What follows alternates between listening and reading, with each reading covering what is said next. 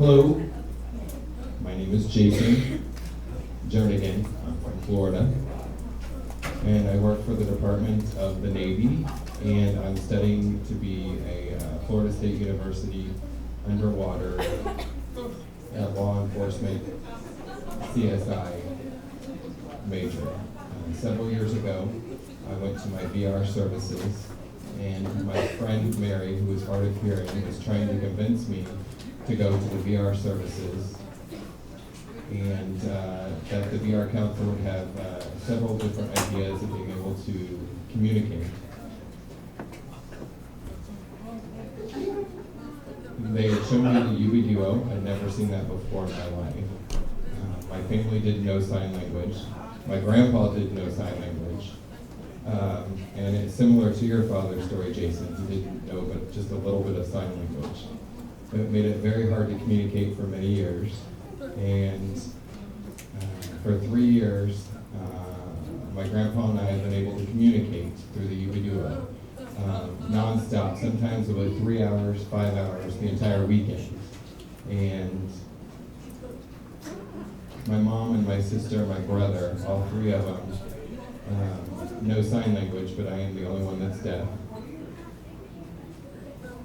I met Jason on the Videophone and told him about my experience with the UbiDuo in school and work and with my family,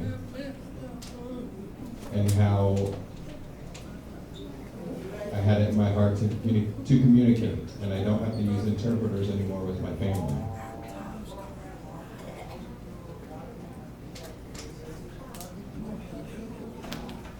The underwater CSI school, I had to have an interpreter all the time because I dive underwater, and it's a more serious situation every weekend.